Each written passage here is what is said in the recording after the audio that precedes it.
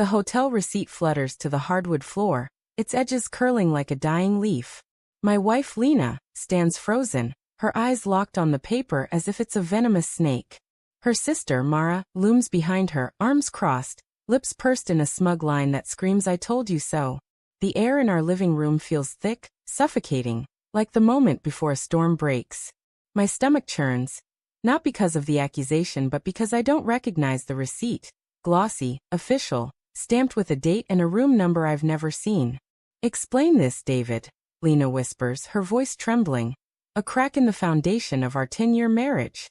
I kneel to pick up the paper, my fingers brushing the cold floor. The receipt is from the Grand Meridian, a boutique hotel downtown, dated 3 weeks ago. Room 412, 2 nights, a bottle of champagne, and a late checkout. My name is printed in crisp black ink. My heart hammers, a frantic drumbeat against my ribs. "This isn't mine," I say, but the words sound hollow, like a child caught in a lie. Lena's eyes, usually warm like autumn leaves, are now sharp, glinting with hurt and suspicion. Mara steps closer, her perfume, something sharp and floral, stinging my nose. "Don't lie to her, David. I found it in your coat pocket," she says, her tone dripping with accusation. The room tilts. My coat pocket? I haven't worn my gray overcoat since last winter, and even then, it hung in the hall closet untouched. I look at Lena, desperate for a flicker of trust, but she's staring at the receipt in my hand, her fingers twisting the hem of her sweater. "Lena, I swear, I've never been to that hotel. I don't know how this got in my coat." My voice cracks, betraying the panic clawing at my chest. I want to grab her hands, to pull her close, but the space between us feels like a chasm. Mara snorts softly, a sound that grates like sandpaper. "You expect her to believe that? After everything?" Everything. The word lands like a stone. For months, small cracks have spiderwebbed through our marriage. Late nights at the office I couldn't explain, not because I was hiding anything but because the advertising firm's deadlines were relentless. Missed dinners. A forgotten anniversary. My fault, yes, but not intentional. Lena's quiet sighs, her eyes searching mine for something I didn't realize I was failing to give. And Mara always there, whispering in Lena's ear, her visits growing longer, her comments sharper. I thought it was just her overprotective nature, but now, with that receipt burning in my hand, I wonder if it's something more.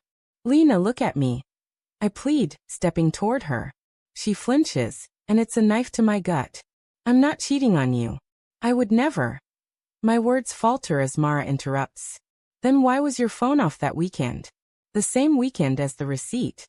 Her eyes narrow, predatory, and I feel like prey cornered in my own home. "That weekend. I was at a client retreat in the mountains, no signal, no Wi-Fi, just endless presentations and forced team building. I told Lena about it, hadn't I? Or had I, in my exhaustion, forgotten to mention the details?"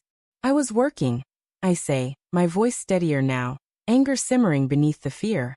"You know how my job is, Lena. You've always known." But her gaze drops, and I see the doubt etched into the lines of her face. She's remembering the late nights, the unanswered texts, the times I came home smelling of stress and coffee, too tired to talk. I thought we were weathering it together, but now I see how those moments have been twisted, reshaped into something sinister. Mara picks up her purse, her movements deliberate, like a chess player placing a winning piece. "I'll give you two some space," she says, but her eyes linger on Lena, soft and pitying. "Call me if you need me, sis." The door clicks shut behind her, and the silence is deafening. Lena sinks onto the couch, her hands covering her face. I want to sit beside her, to hold her, but the receipt in my hand feels like evidence I can't explain. I set it on the coffee table, its presence a silent accusation. "Lena," I start, my voice low. "I don't know how that receipt got there, but I swear on my life, I haven't betrayed you." She looks up, her eyes red-rimmed, and for a moment, I see the woman who laughed with me at 2 a.m. over burnt pancakes, who kissed me in the rain on our first date. But then her gaze hardens. "Then why does it have your name? Why was it in your coat?" Her voice rises, sharp with pain. "Do you know how it feels to have my sister show me this? To think you've been lying to me, sneaking around, while I've been trying to hold us together." I kneel in front of her, my knees aching against the floor. I don't know why, but I'm telling you, it's not true. Maybe it's a mistake, a mix-up at the hotel.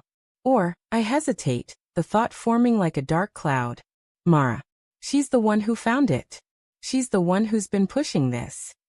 Lena's eyes widen, a flicker of confusion breaking through her anger. What are you saying? That my sister planted it? That's insane, David. Is it? I think of Mara's late-night calls with Lena, her sudden interest in our marriage, the way she's always seemed to resent me.